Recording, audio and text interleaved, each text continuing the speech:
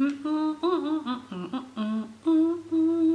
guys, welcome back to my channel, or welcome if you are new. So we did it, we hit 2,000 subscribers.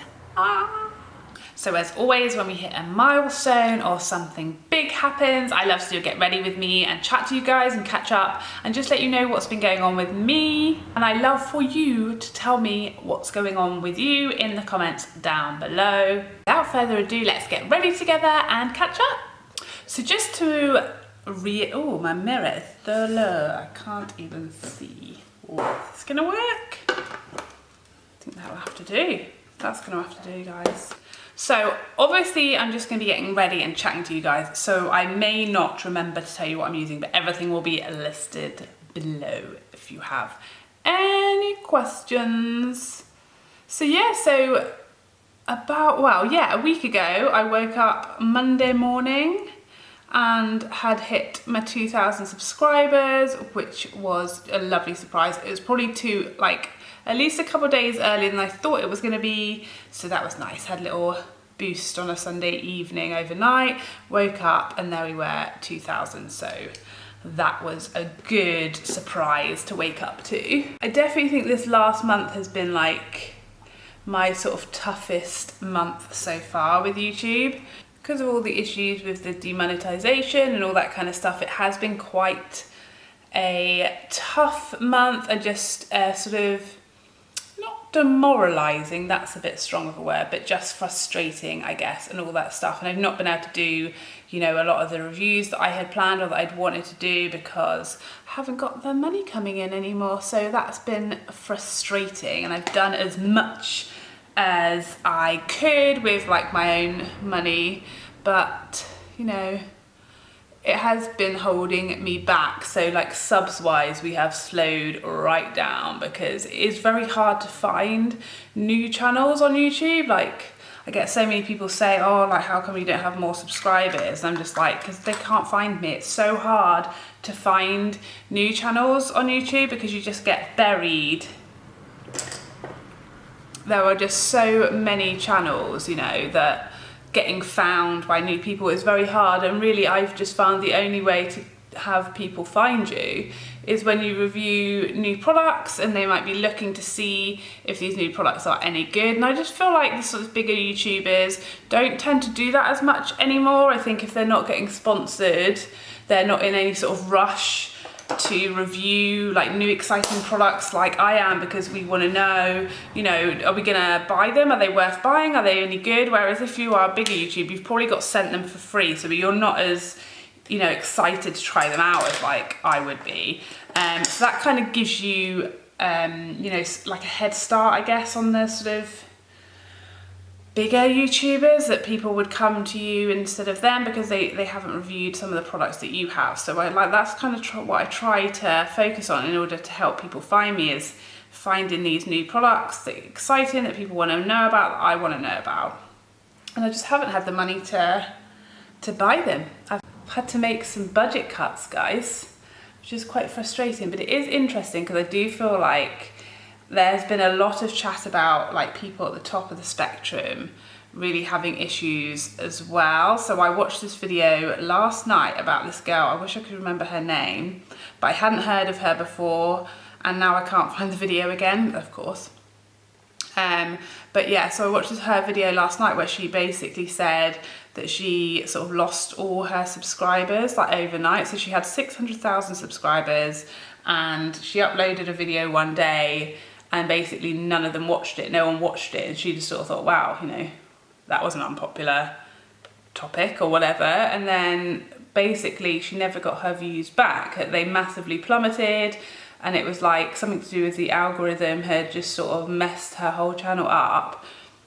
And none of her subs are like seeing her videos, they're not appearing in the feed, she's not appearing in suggested and all that kind of stuff, and it's just completely destroyed her actually very successful channel. So it made me realise it's not just like the smaller channels like me who are suffering from the demonetization weight, it's also really big channels that are suffering from the algorithm changes and all that kind of stuff as well. So it has been like a quite frustrating time for a lot of YouTubers, big and small. So it's worth remembering, because I think, you know, sometimes the small YouTubers, we feel like we're just getting forgotten or no one cares, YouTube don't care about us. But actually a lot of really big YouTubers have suffered just as much, and obviously for them, this is really their income and their job, their livelihood. For, you know, smaller YouTubers, this is just a bit of fun or a hobby or something you do because you enjoy it or you want to grow.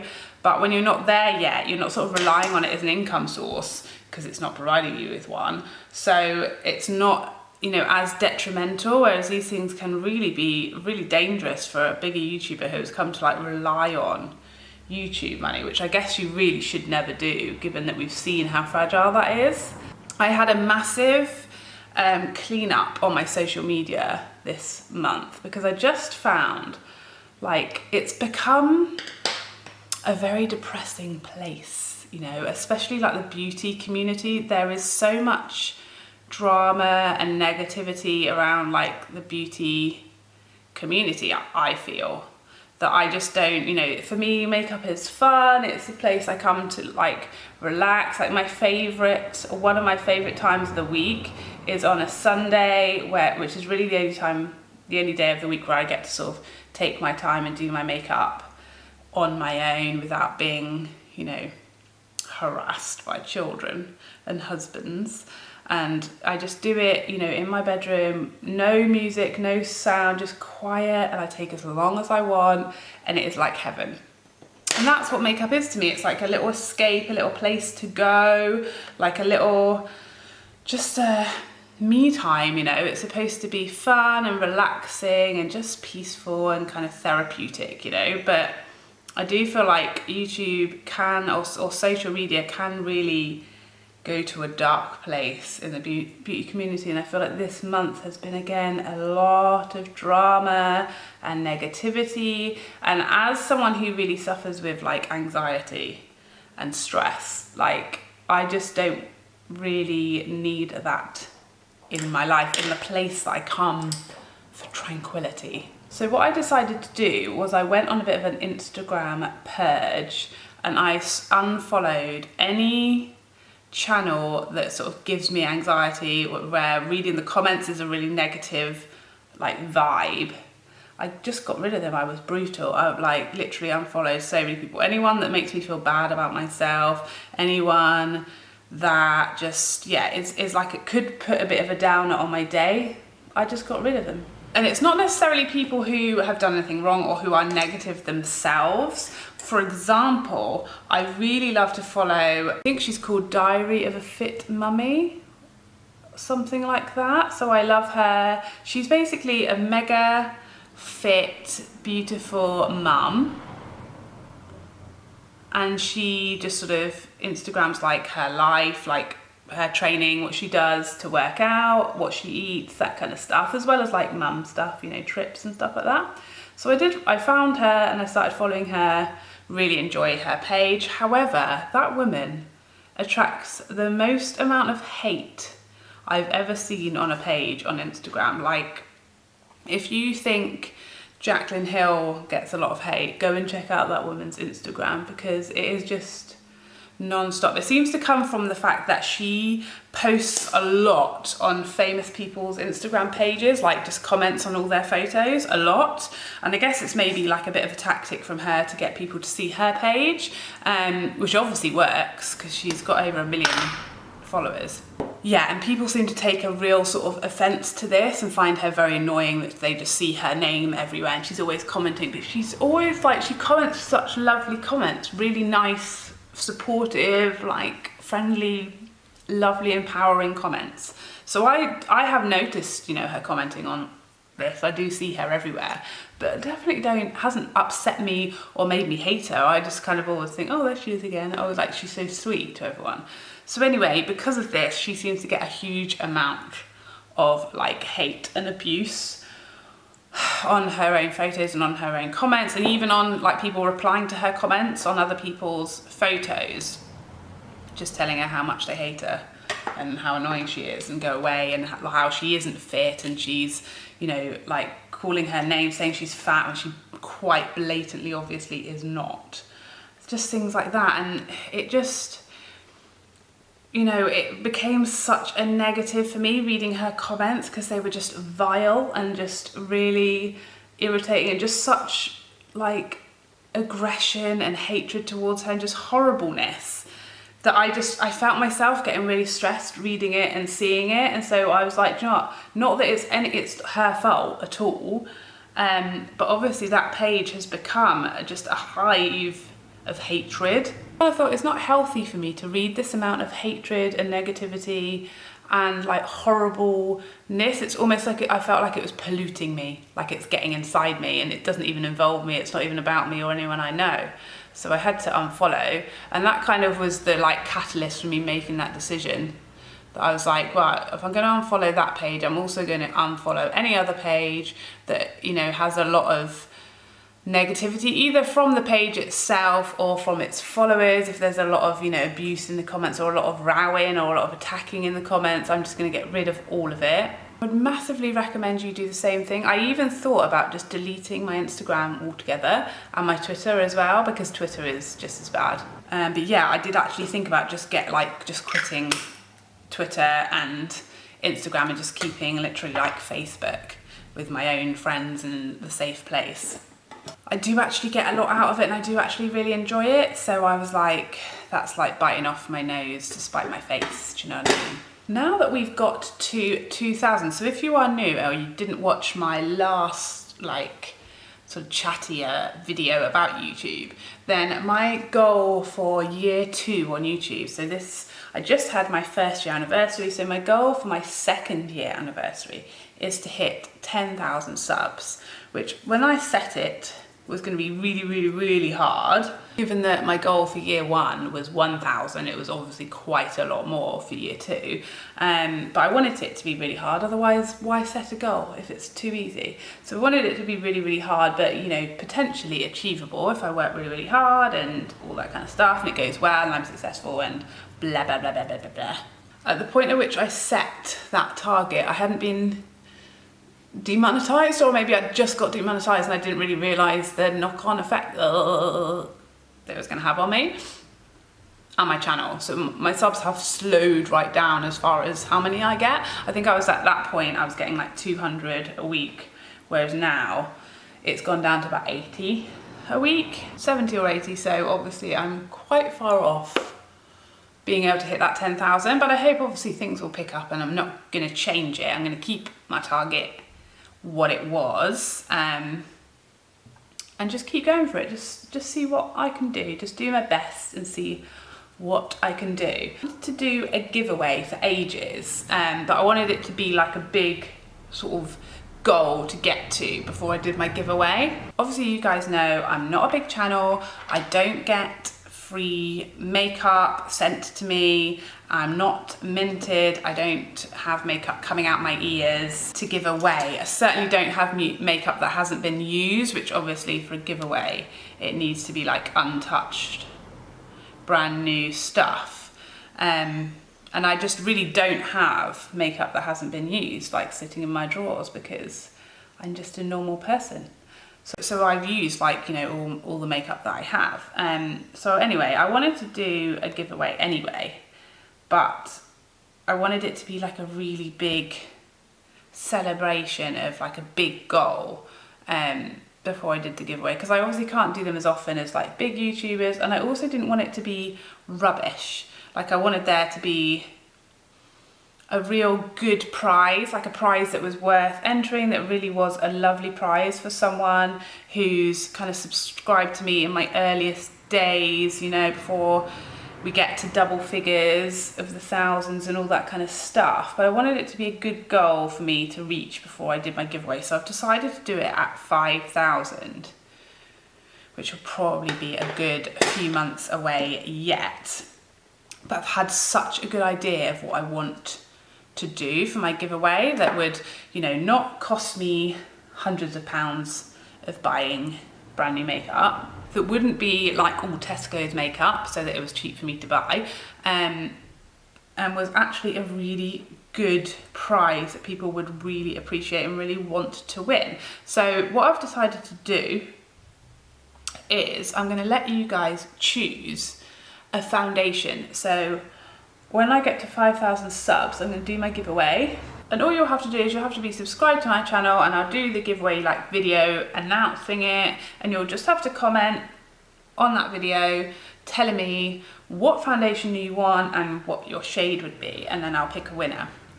I will buy you your dream foundation, one that you've always wanted, or one that you've always wanted to try, or just your favourite one, whatever you choose in your shade. I will buy you that, and that'll be like the main prize.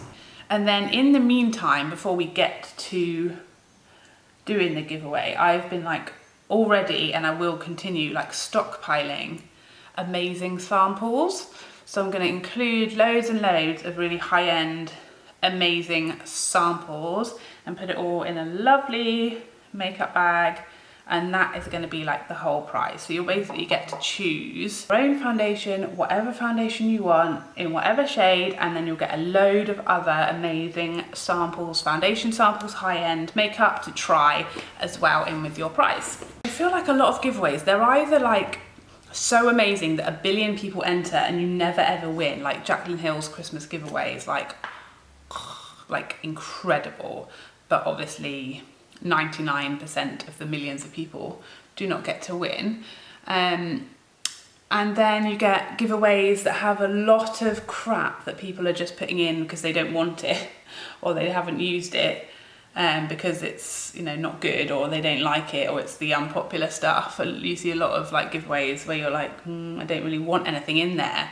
So I feel like it would be nice to do a giveaway where you actually get to like choose your prize, and it's guaranteed to be in your shade because you can have whichever shade you want. So I figured that was a really cool prize. Let me know what you think about the prize. And in the meantime, I'm going to be collecting you as many good samples as I can get my mitts on, so you can try an absolute ton of stuff as well. The only limitation is going to be that it has to be available for me to buy in the UK, obviously. I don't mind shipping it internationally. Whoever wins, wherever they're from, you can enter internationally, but obviously I have to be able to purchase whatever you want in the UK. So I mean, that's most things. There's very few things that I absolutely cannot get in the UK. So I started watching a few like new TV shows lately, one of which everyone thinks is hilarious because so I don't know if you've seen it or not, it's called The Handmaid's Tale. It's an American like drama series. So presumably it's out in America before here. So I don't know if you guys might be ahead of me. So no spoilers down below. But I don't know what other countries you guys are from, whether it's out everywhere or not. I don't know. We've literally just, I think we've had 2 or 3 episodes of the second series over here, and I just found it on box set, so I watched the whole of the first series, and I'm now like just about to watch the first one of the second series. So that's where I'm up to. What everyone thinks is hilarious about me discovering this Handmaid's Tale, if you hadn't seen it before, you don't know anything about it. All I knew about it was that I had seen maybe like a trailer or like a photo of the main character, right in my eye, of the main character, and I knew the title of the programme, which was obviously The Handmaid's Tale. I knew it was a book as well, and then I'd seen like a picture or like a promo picture or whatever of a woman dressed like as a maid with like a bonnet, and that is everything I knew about this TV series. So what I thought this programme was about, based on the information I had, which was literally just a picture and the title, is maids. I thought it was about maids. I thought it was going to be like a Downton Abbey type thing, you know, an olden day thing. I thought it was going to be like ladies' maids, which when I tell people who know the programme and have seen the programme, that's what I thought I was signing up for, they think it's hilarious, because obviously is not that at all. Like, I thought it was going to be a historical drama about maids. That's not what it is, just so you know. I was quite shocked during the first episode. So for those of you who don't know, I don't want to give too much away in case people haven't seen it, I don't want to ruin it, but handmaids are kind of like prostitutes who are like being held captive against their will and forced to have sex with men who are much richer and from like a higher class than them, because loads of women can't get pregnant and the handmaids are the only people left who can get pregnant. So they've basically been rounded up to continue society by making babies for like the higher classes, essentially. So they have to like take part in this ritual where they have to like basically mate. I don't even want to say any other phrase for it because that's kind of what they're doing. They have to mate with the rich men in order to keep like society going, I guess. So yeah, you can, and also it isn't old, it's like set in like the present day. So that was my other big surprise. I just sort of thought, based on the costumes and the fact that I thought it was about maids, I thought we were talking, you know, like the 30s or something. I don't know, but clearly I was really wrong. But I'm really enjoying it. It's just really not what I thought it was going to be. The first couple of episodes I was in for like quite a surprise, let's say. Quite a surprise. So I've been really into that. The latest series of Grey's Anatomy has just finished and we made it through with like no key people dying, which is always a little bit of a surprise. Me and my husband had like a bet on who we thought was going to die this series. And I said it was either going to be Kefner, or I thought it was going to be Arizona. Those were my two. We had two guesses each, and I can't remember anyone's names, but he thought it was going to be like the couple, you know, who were getting married. I forget their names.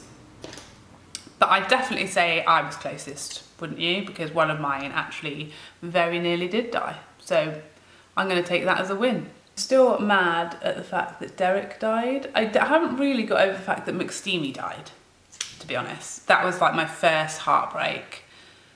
And then Derek dying was just an absolute outrage. What else is going on with me? So my daughter is about to start school in a few months. She is 4 and she will be starting at like our village school in a couple of months. She's just been invited to like have her sort of taster days.